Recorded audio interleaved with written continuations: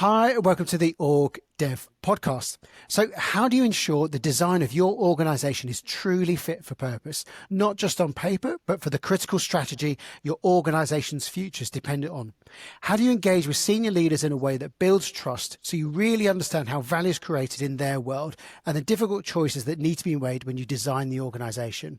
Today, we're absolutely delighted to be joined by the brilliant Jaimini Lakhani, founder of Lumiere Consulting and a leading expert in organization design and strategy. Jaimini was born in Uganda, educated in the US, and now based in the UK. And Jaimini blends personal and work-based international experience towards business challenges. Jaimini has worked in diverse industries across private, public, and third sector, from construction to retail, and across the world from China to South Africa. She's partnered with courageous and ambitious leaders in Accenture, Burberry, where she was VP for Organisation Design, the British Council, Heathrow, including the construction of Terminal T5, and BP.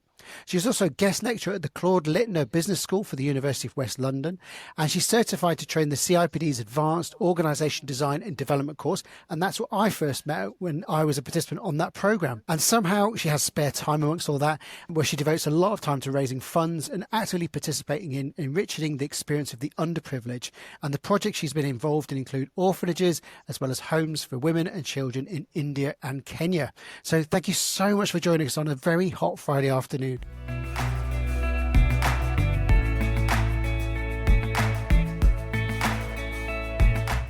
Just to kick us off, so one of the things we do with the podcast is just to demystify organisation development and design a little bit. So Garen's given a bit of an overview of what you do, but can you bring that to life for us and just paint a picture of what that looks like in practice, the work that you do? Absolutely. I absolutely love this question. And one of the reasons I love it is because as a community, we still only say those two letters, O and D.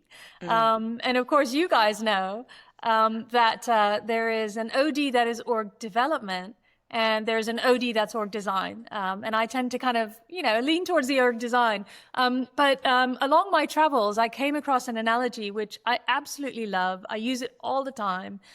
It suits me really well. And it's sort of thinking about organization design and development with respect to vehicles, cars. I love cars.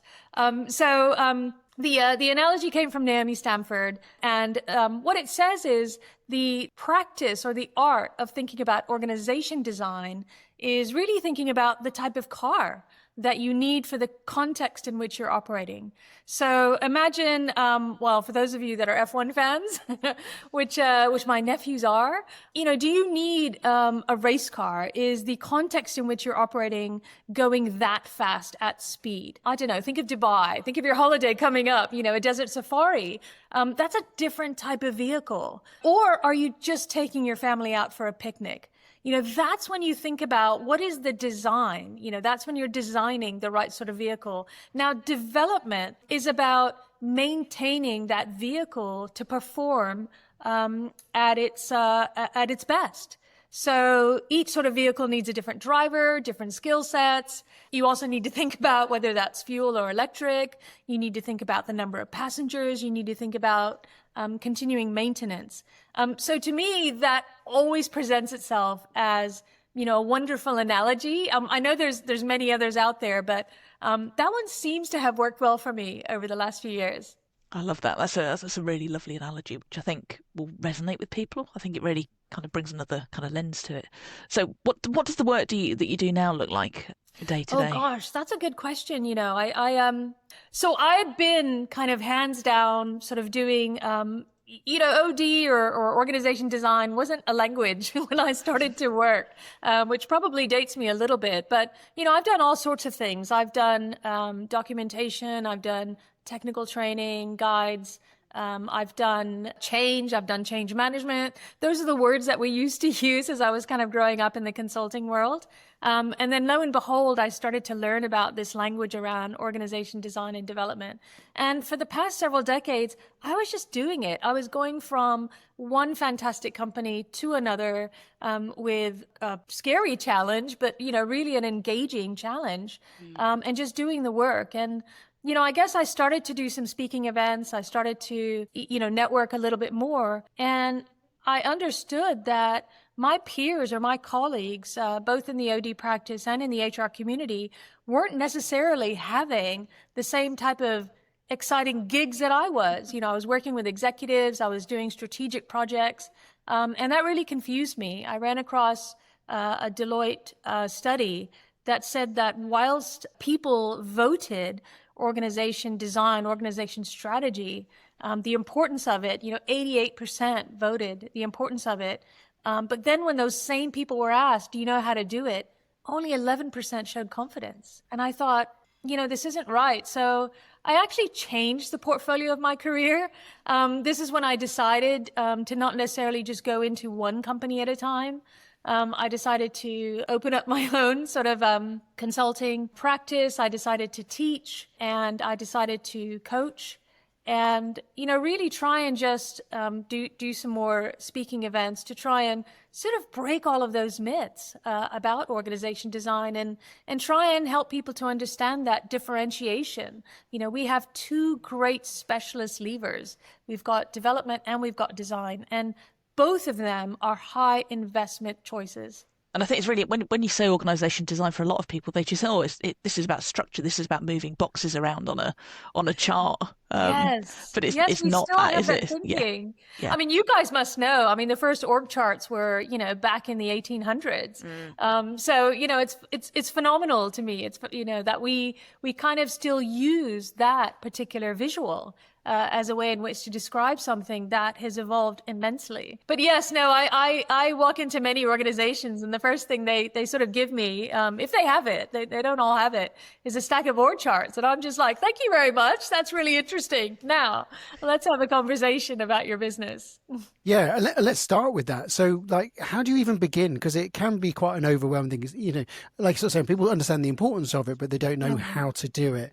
I guess one of the things I really took away from the program that I did with you is just there's some fundamental steps that you need to take, aren't there? Yes, no, absolutely. There are some fundamental steps. I mean, I guess to make it really practical, one of the first things one of the ethos of being a great organization design or organization development practitioners is just to be curious. We don't have the answers. The practice of hiring a consultancy to come and give you the answer, I think that was always a myth. To be honest. And thankfully, we've moved beyond that. This is about collaboration. We're in environments and contexts that none of us have ever been in before. So I think it's just let the armor down, know that you're going into a collaborative environment. So it's a good question, Garen. Let me try and give you a great example of how I unpacked someone who really didn't want to meet me. So this is a client example of a luxury retailer that I worked with. And the CEO definitely knew the capability that organization design could bring in. She asked me to work with all of her executive teams. They were really pivoting from a premium strategy to a luxury strategy. And the president of Europe sort of said, Jay, why don't you and Abigail come along? I'll give you half an hour and we'll just sort this thing out. And I thought, wow, at least I got a half an hour, right? And so I went away. I was curious. I looked at the customer base. I found out that in Europe, most of the customers were international travelers. They weren't domestic.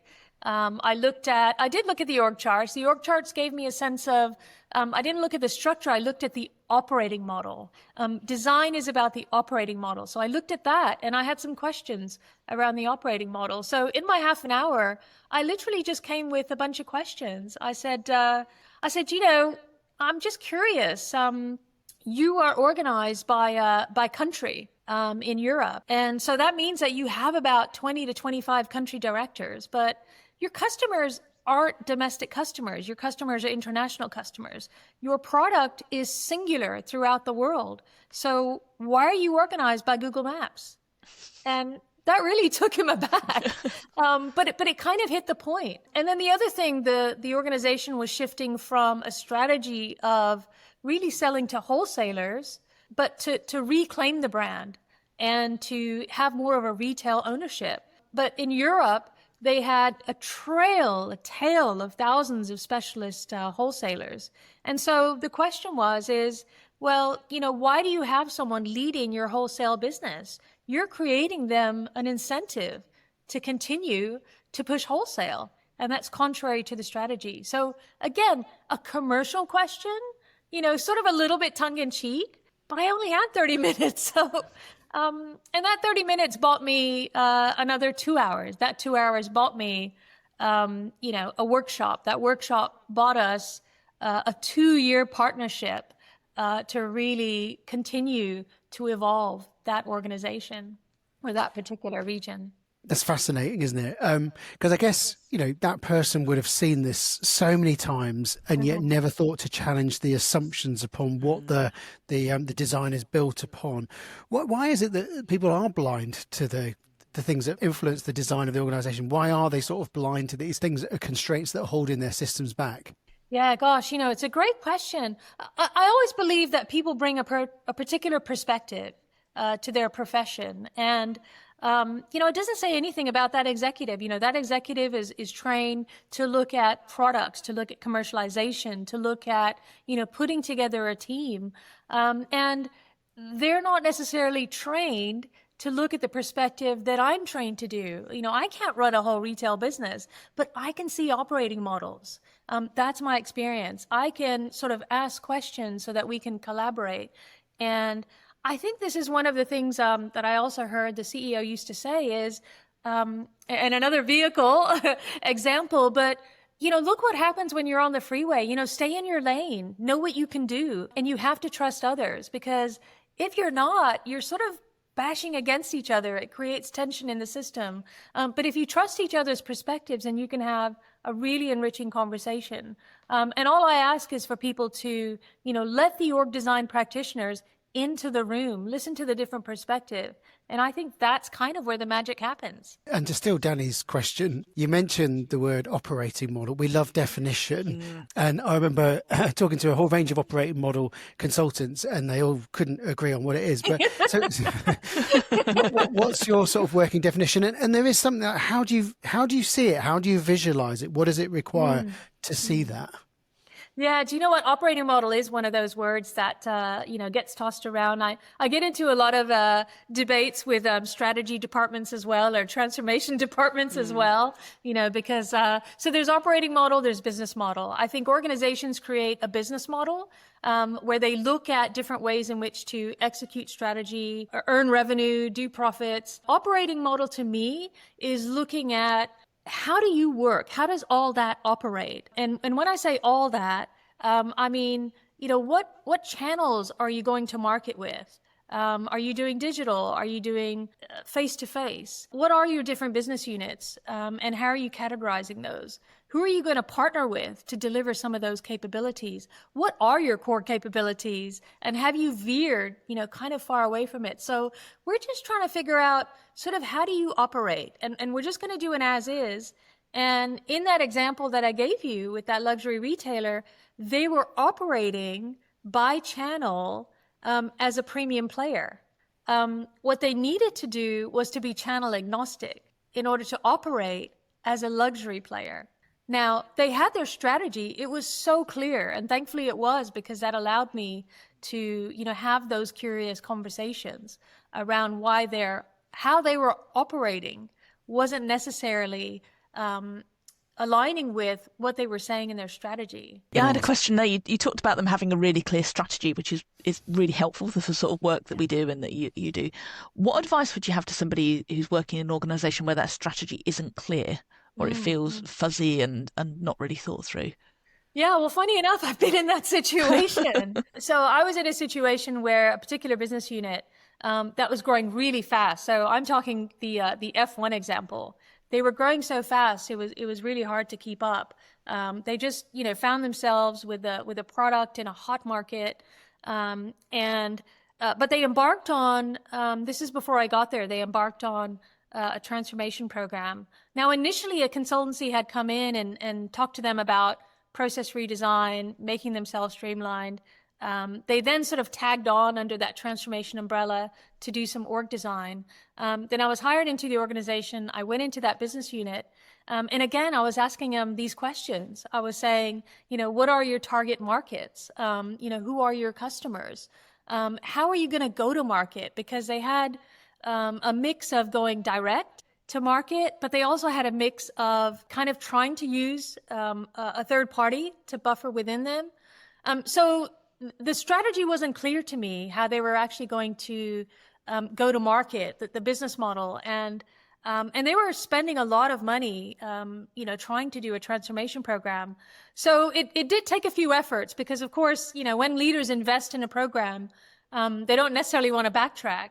But I think there was some real evidence that they were spending a lot on that program and they weren't necessarily getting that return on investment. So it took a little bit of time. I introduced them to a strategy partner. Of course, I can have some questions, but, business strategy is not necessarily my lane.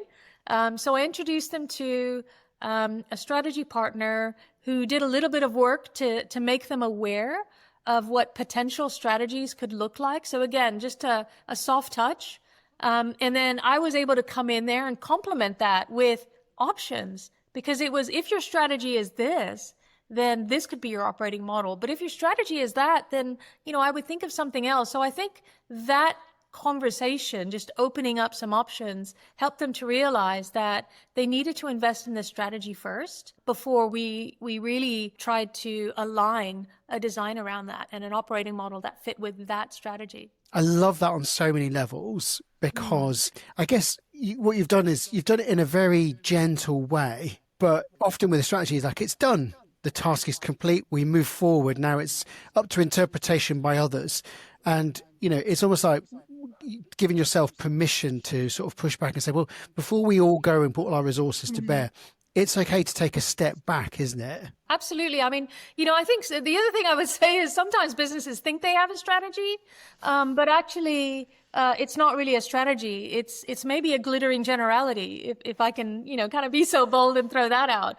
To say that we want customer excellence from a design standpoint, I don't know what that means. I don't know if that is my F1 car or if that's my family going to a picnic, because I can deliver you customer excellence either way. So, what I always say to my practitioners when I'm building a team or, talking to executives is, okay, let's unpack that. When we say digital, let's unpack that. Do we mean e-commerce? Do we mean automation? Do we mean self-service? There are a lot of things that we need to understand so that we design the capabilities around that. Do we mean the whole organization even? Because, that's quite a bigger too than to just say that we want to focus on a particular part of the business. Agile is another one. When we say agile, what do we mean? Do we mean faster? Do we mean more flexible? Do we want everyone to be agile? Really? So again, let's unpeel the layers. It's so important. And if people needed evidence, there's so much great research out there. An organization that is able to align its operating model with its strategy is nearly 2.5 times more likely to have greater revenue growth. This is what I mean about a high investment capability. More growth, it's probably 10 times more able to make faster decisions. People like that. You retain your talent. Just unpacking those strategies is really important to, for the business itself and also to get a good design. And as you're talking, I'm sort of mentally ticking off the different capabilities in an effective organization design practitioner. And I'm hearing, obviously, commerciality is important, the ability to sniff out what's going on here. Obviously, the technical skills are hygiene factors, aren't they? But it sounds like there's a big facilitation point here as well, because you're trying to get busy senior people to convene them and take them through the process where there is some form of agreement. Yeah, absolutely. It's interesting because when I started out in my consulting world and facilitation came up, I was the first one that sort of turned around and ran the other way. And I thought, I'm not a facilitator. I can't do this. I was watching some, really great colleagues that were excellent at it.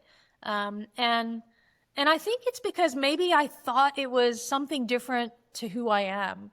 And as I started to have to do it more, but I enjoy what I do, it really is a genuine conversation.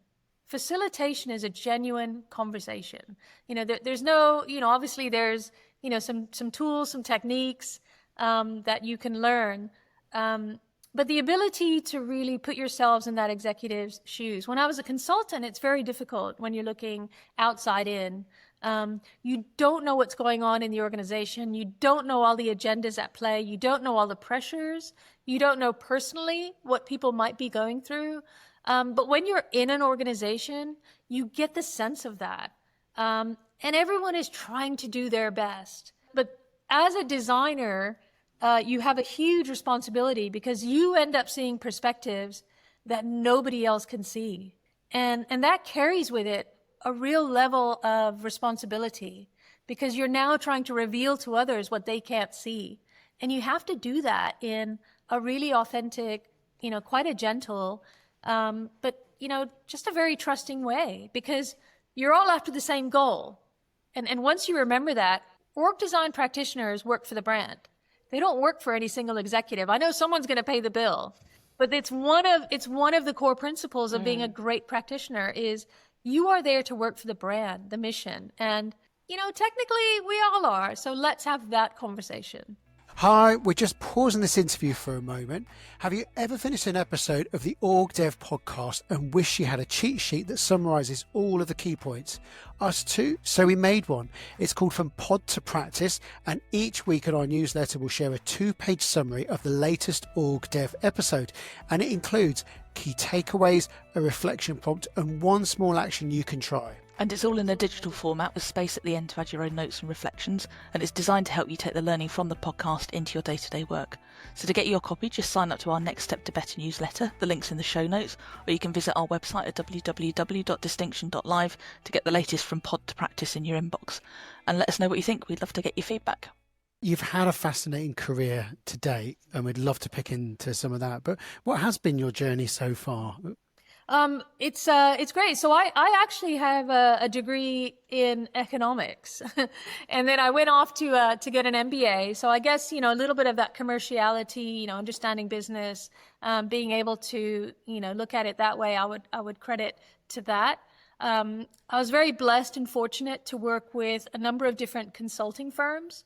And in the organization design course, with the CIPD, we do talk about being able to get into the mindset of being a consultant, being able to scope, being able to project manage, being able to read different personal styles at work. It's not personalities, it's personal styles at work, being able to, really bridge that divide.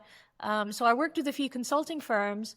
I then decided, it's interesting when you're an external consultant, you have sort of two masters. You have your client, but you have your consulting firm. And, sometimes the objectives don't necessarily align. Your performance measurements are different. And I realized that I really love what I do. I didn't necessarily want to get into a sales role, which consulting, would have taken me to. I wanted to do the work. So I hopped out of that consulting boat. And that's when I took on my first position over at Heathrow. And that was an eye-opener, to learn how organizations work internally, how organizations really make decisions, that you don't have to create, 50 to 100-page PowerPoint decks. You just have to have that conversation. You have to build that trust, which, it is difficult when you're just outside in. I then moved from consulting to doing some independent projects. Somehow I always landed on some of the most challenging. I sat in Northern Rock after it was the bank. It had the first run on a bank in 150 years in British history. That was during the financial crisis.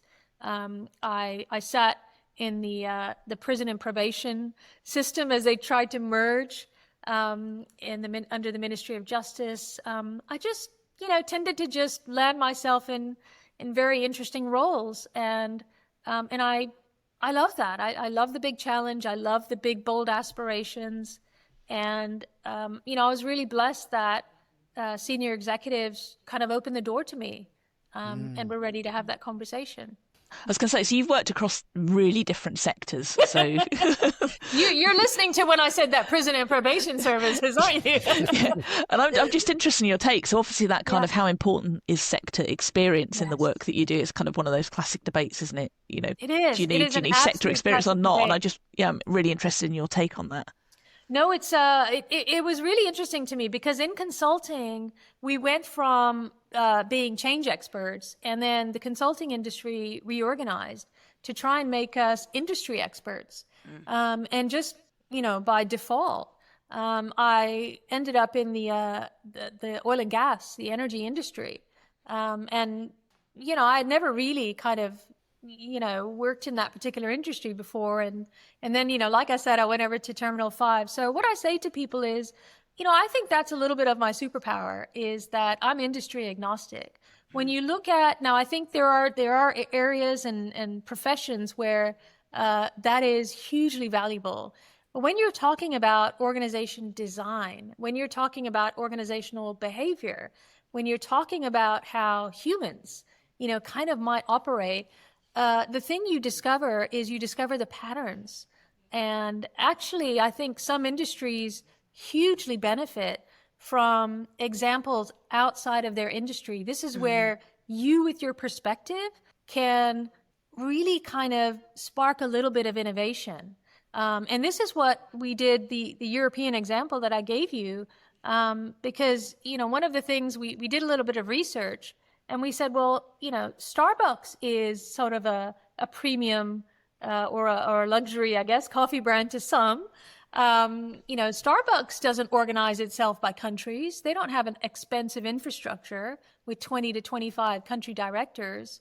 They look at themselves in a different way. So we went totally, to a consumer industry, but to try and take some innovation, try and take some ideas. And I think that is what makes the conversation engaging, makes it a bit of magic, because, we're in territory we haven't been in before. Well, that's interesting. Let's think about what that sparks in terms of some ideas. Brilliant. I've got a personal curiosity question here, because you are our first person who has an economist background. How has that shaped your outlook on the work? Oh gosh, yeah. Now I'm kind of regretting saying that. I mean, do you know what? I don't know. I went to the University of Chicago. It was a liberal arts education, so a lot of thinking, a lot of writing. The economics was sort of the hard, maybe a little bit of the numbers side of it. I'm not scared of numbers. I'm a bit of a data junkie.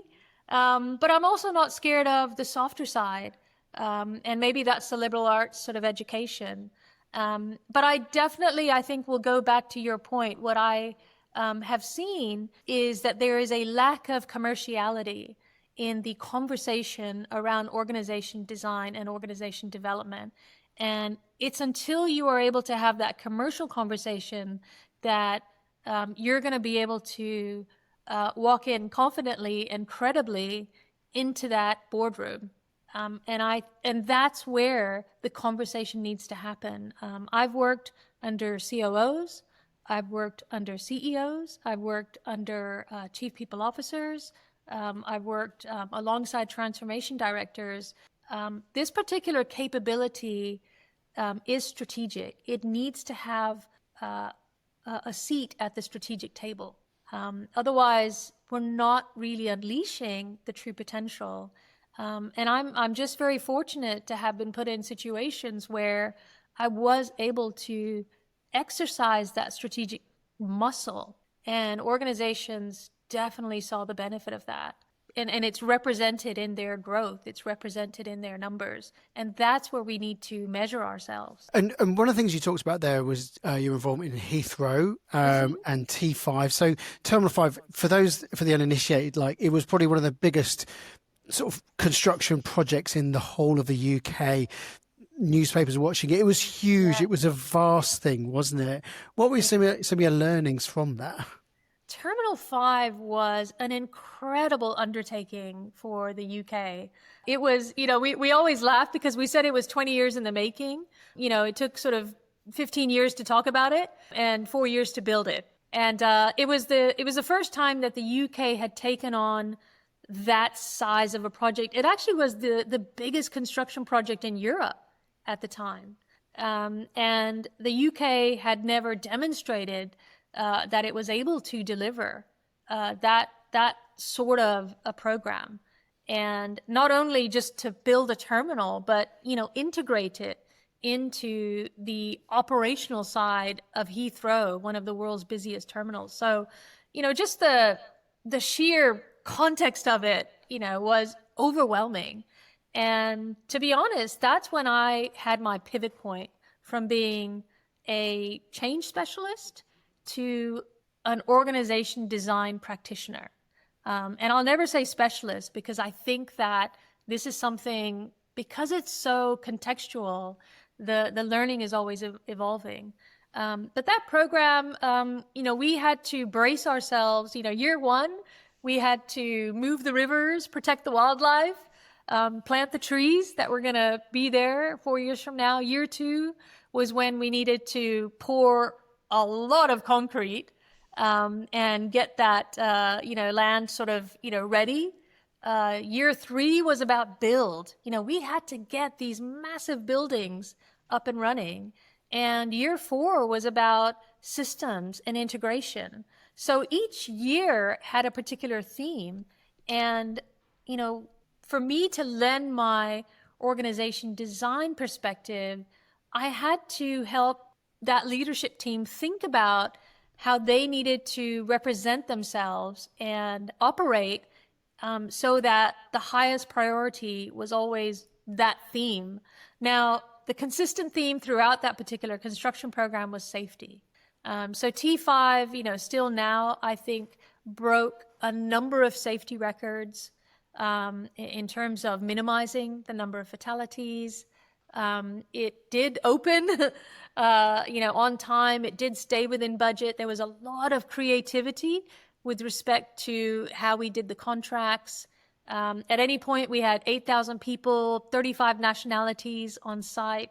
It was an overwhelming undertaking. I was fortunate to have leaders that I learned from that had made some bold decisions. One of the big design decisions for T5 was to separate that from the existing sort of organization, sort of to have it as a separate organization with its own P&L, with its own leadership team, with its own managing director. That was one of the most fundamental decisions that was made.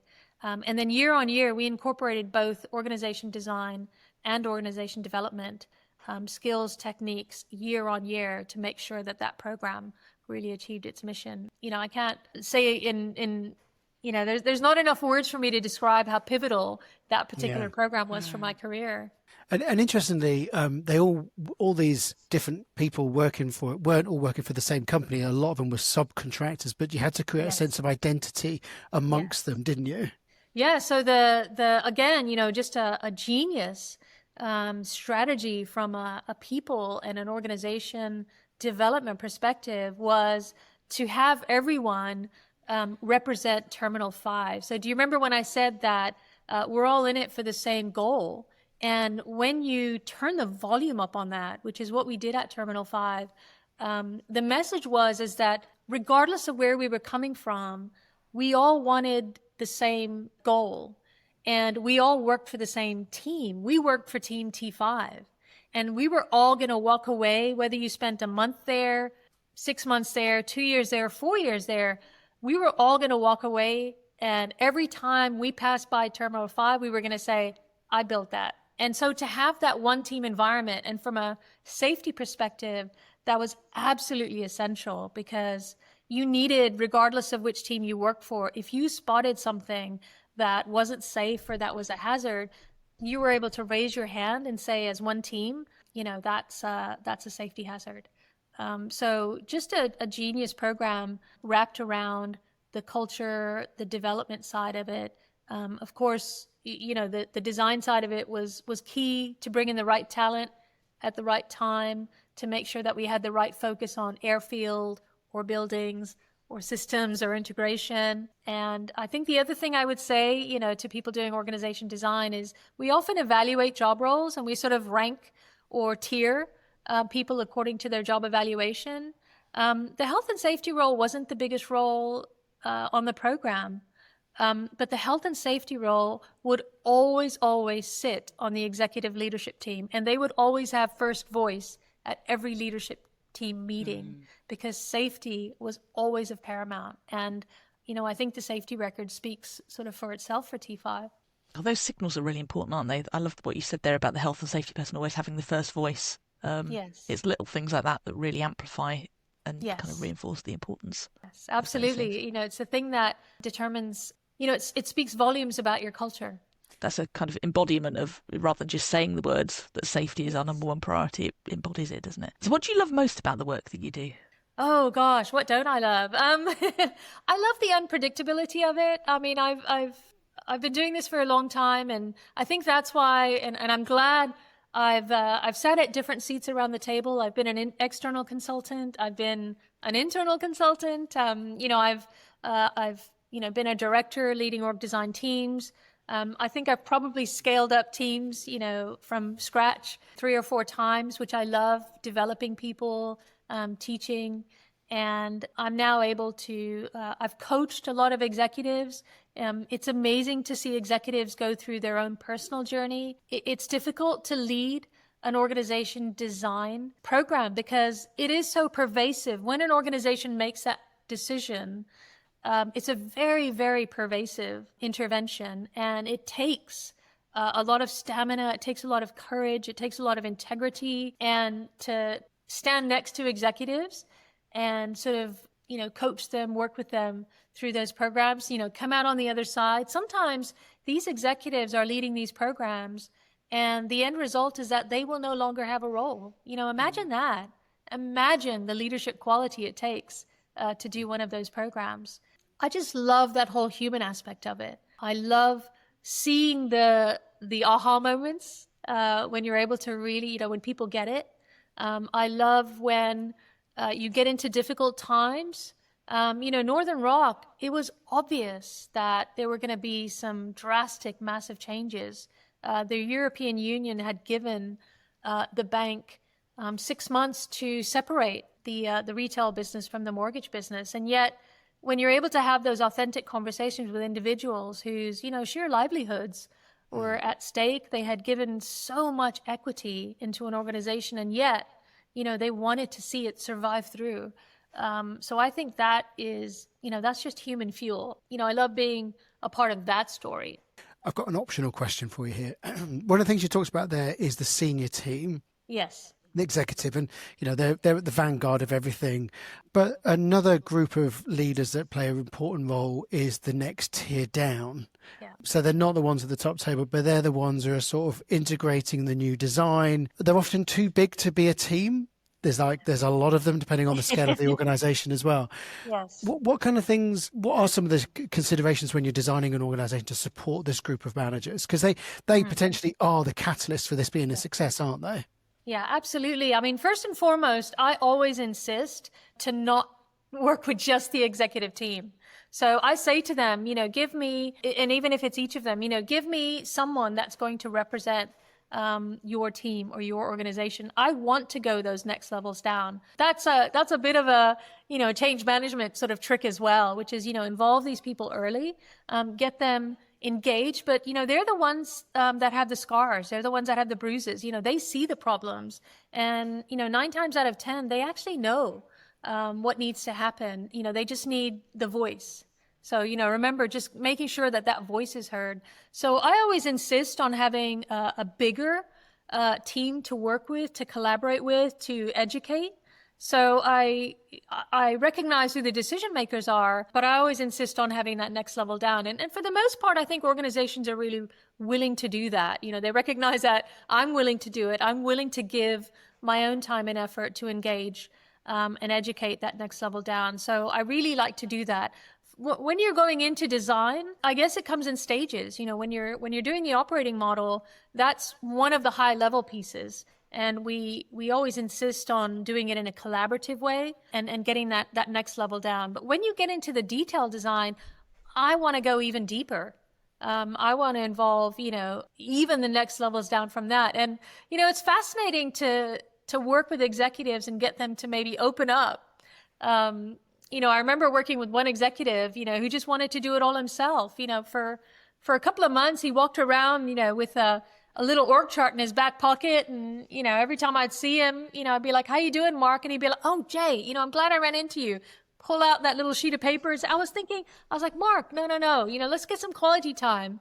For them to then get that realization that they would benefit so much more if they just opened up. And in that instance, one of the people that they feared that they were going to scare came up to them and said, look, I know that this might be a risk to me or my job, but can I help you with that? Can I be involved? And just that. And all of a sudden, we opened up a collaborative, just honest conversation. I'm all about being open. I know there are instances when you can't. I understand that. But I also always sort of say, if you have unions, try and engage them as early as possible. That, there are reasons why organizations need to do what they do. It's not secretive. I think organizations should evolve their design with changes in strategy, changes in context, new leadership. There are so many catalysts. We don't need to fear it. We just need to do it well because it matters. Yeah, you've answered the question I was going to ask about that kind of real human side of kind of the work we do in org design and kind of the anxiety it creates sometimes. And I think the evolution thing's really interesting. Do you think organizations are too quick to do kind of big transformational change versus kind of incremental evolution? I think organizations maybe have been trained. So that's a great question. I'm hoping, I think organizations have been trained to wait until maybe they see a problem and then act on it. And organizations, they can survive for a long time unproductively. It amazes me how long organizations can survive unproductively, inefficiently. So imagine that is creeping up on you for a long, long time. And, by the time they decide to do something or kind of either admit that there's a problem, or see a problem, it's like a house foundation. It's like, oh gosh, now we have to do something quite drastic. So definitely not for the, let's wait and then boom. In our courses, in our core philosophy of organization design and development, in a car, you wouldn't buy a car and never get it serviced, never get it maintained, never change even just, the brake pads. But, why? I mean, it's safety and it's health. So why would you do that with an organization? You need to kind of keep vigilant. And if you do that, then actually you don't have to make those huge changes. Making massive organizational changes, that hurts. That's pervasive. You are taking the organization back a few steps. So you better have a plan, to catch it up. You're playing with emotional equity. And I think that's a bit dangerous. We don't need to do that. So yeah, I think organizations have just been trained to do that. And I'm trying to educate them not to do that. That's my goal. You don't have to. So we talked about what you enjoy most about the work you do. What do you find most challenging? Oh, yes. I guess I find it challenging. When, let me think about that one. 'Cause there's so many challenging aspects of it. And the reason I'm hesitating is because I think I find the challenge has changed as I've developed my practice. So I would say when I was maybe a younger practitioner, a newer practitioner, the challenge was to really be heard, to kind of be able to talk about the capability for what it is, for the strategic purpose that it has. And it might be because people think that HR or people profession or organization is something that they already know about. And so it's very hard to come in there and offer a unique point of view or feel like you can offer a unique point of view. So I think, in my early days, the challenge was, just getting people to listen, to operate at the right level. So then what happens when you start to operate at the right level? Well, you really feel the politics of how organizations operate. And I think sometimes organizations let themselves down because, at that very kind of senior level, there is a lot of tension, sometimes for good reasons. because, there's so much passion to move an organization a certain way that I think it's very easy for executives to get blindsided. And so it takes longer to build the trust. And so I find that challenging. If you don't already come across a leader that sort of believes in the capability, then it just takes a little bit longer to build that trust. And sometimes you don't.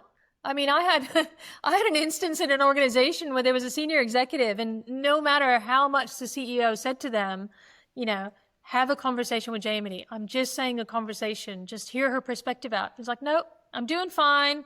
Things are flying off the shelf. I don't need any help. I don't have time. I'm a retail expert. I've been doing this for 40 years. And no. So I wasn't able to get in the door for 2 years. And meanwhile, that scenario that I was talking to you about, where, they're not changing the brakes, they're not doing their maintenance, they're not changing the oil, that was all catching up. And finally, one of their markets just didn't perform. One of their highly dependable markets just didn't perform. And they just said, whoa, that's unusual. What's going on there? Maybe I need to call Jaimini. So, sometimes I'm called in a little bit later into the process. I wish it was sooner, but we took care of that one. There's always a way. And is there anything particularly interesting you in the field of org design at the moment? Any kind of emerging trends or kind of shifts you're seeing? I have to say, I love the technology aspect of it blending in. So, I still find sometimes teams creating organization links or connections, org charts with on PowerPoint or not at all. But I think there's a lot of different technologies that are coming through to assist with the analysis, with the baselining. It's hugely important. So if you're not a data junkie, that's okay. But, have someone that really is comfortable with data, with numbers, being able to kind of mash it up. It is one of my products that I have for organizations. I call it the org mashup, where we just take lots of different data and we show them different perspectives. And that's important, because if you're going to run an organization that's full of, humans, people that are giving, so much equity, know your organization. And as an example, one of the CEOs I worked with, and I did this org mashup for them, and they're a luxury player, but we did this org mashup, and the largest workforce worked in finance. The huge spread of workforce worked in finance. Most of the people costs were in finance. And, when I presented this particular visual to the CEO, her reaction was, hang on, am I running a bank? And, imagine that. It's like, well, you tell me. I was just offering a perspective.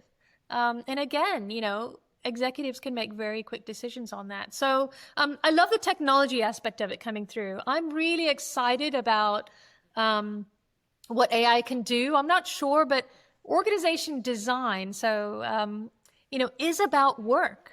It's not about people. So what is it that technology can do regarding the work that gives us, huge input? I'm excited about companies now doing a little bit more research around organization design and development. I think back in the day, I felt like I had to do my own business case, and it felt really soft. And I just wasn't able to sell it.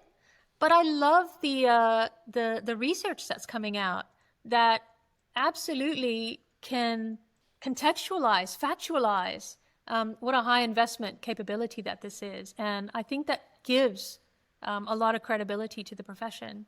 You said you were born in Uganda and then you lived in the US. And how has that kind of global experience and perspective shaped how you approach your work? Yeah, I love tapping into my cultural backgrounds. So I guess, when you work with different people, and I think, when you work in different cultures, especially from a business perspective, there's this element of appreciating, adapting, and understanding, how that particular culture works. And I guess what it's helped me to do is know when to kind of listen a bit more, know when to be a little bit more directive, know how to question or challenge. And it's all been a learning process. Know the etiquette of hierarchy is really important. When I worked I did a little bit of work in South Korea, and thankfully, I partnered with my colleague who was from Japan, overseeing the region. And we needed to interview all of the executives. And there was a real anxiety about talking about their organization, talking about their leader. And we had to set those interviews up in a very different way to how I might do it in America or how I might approach it in the UK. And, first and foremost, you want to make that human connection. You want to build that trust. And working in different countries educates you on how to do that. And I hugely value that. I feel like I'm able to adapt my style, not for my sake, because, I'm there on behalf of the brand.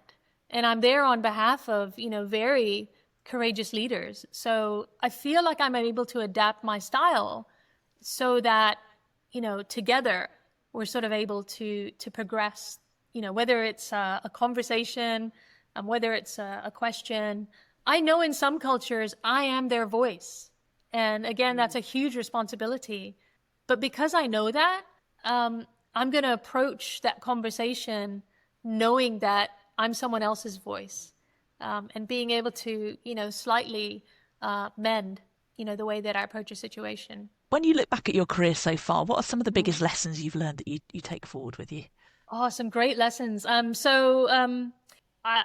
Looking back now, to my younger self, I didn't have the confidence, and I thought that there was a way to do things, and I needed to learn that way.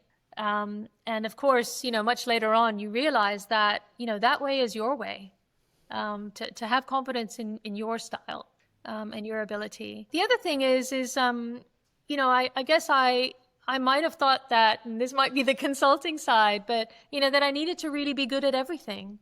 And, I would, try very hard to be the data analyst, to be the great facilitator, to be the strategist. And of course, as you mature, as I've matured, I've loved seeing the potential and talent in different individuals. I've loved building the teams where I'm able to recognize what I can bring to the table, but to actually build a team around me that can complement each other. So, I've learned that, and I've learned to really enjoy that diversity.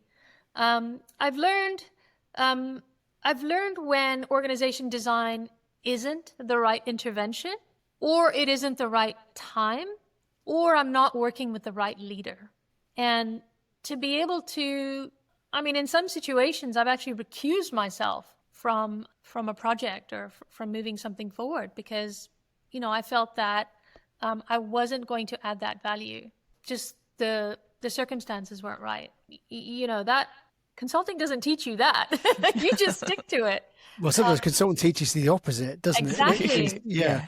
And you could sort of tell that with the story you're sort of saying in terms of bringing in, you could have very easily picked up that strategy discussion, couldn't you? But knowing to bring in someone else, and that reinforces your position as well. So when it comes back to you again, you've got even more legitimacy to work with the team, haven't you?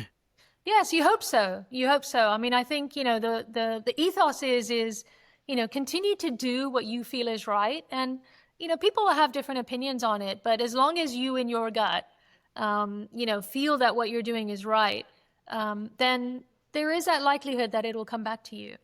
And I think, I'd like to think that people that are in my network, that I worked with before, would gladly work with me again, or, that's how I was able to branch off and run my own business is, some of the executives that had worked with me before, as they moved on to a different role, they would call me and they would say, look, can you give me a perspective on this? And those are the types of relationships that you want to carry forward. That I like to carry forward. That's what I've learned is that's what matters to me. And how do you invest in your own learning and development?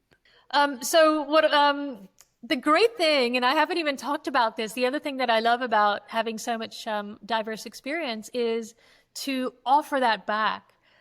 So when I took up the CIPD assignment to, initially it was just to teach the existing organization design course. They gave me an opportunity to rejig it, so I put a little bit of my own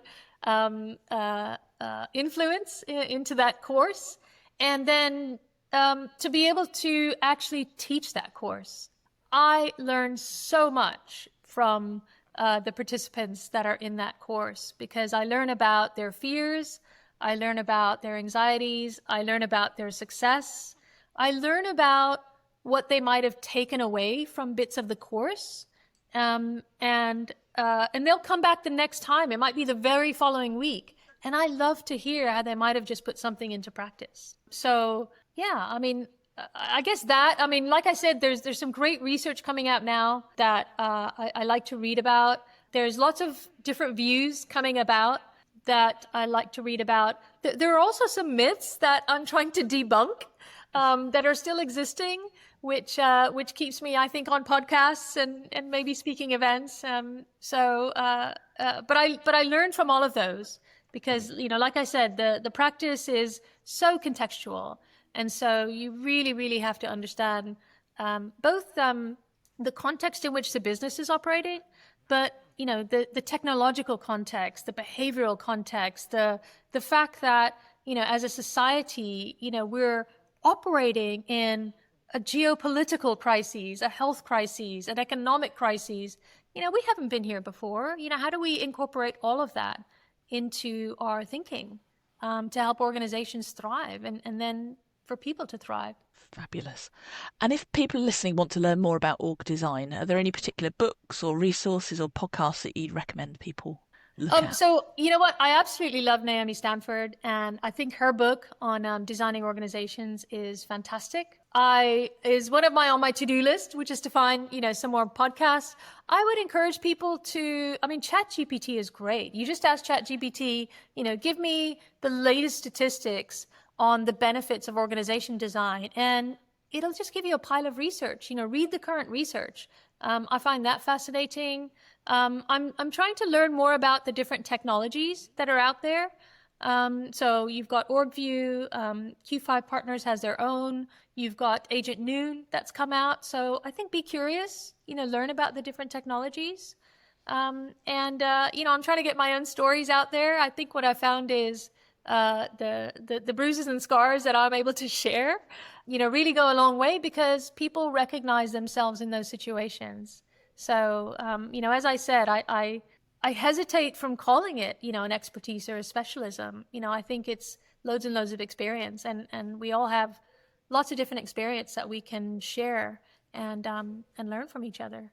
Fantastic. And the question that we always end every podcast with, but people find really useful, is what advice would you give someone considering or just starting out in organization design? You talked about the fact that people recognize it is important, but there are people that actually feel confident doing it. What are people sort of considering those first steps, wherever they may be, internal, external?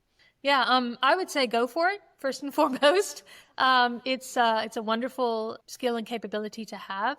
I would say be bold in the projects that you take. I would say do get some sort of initial training, but nothing speaks for experience.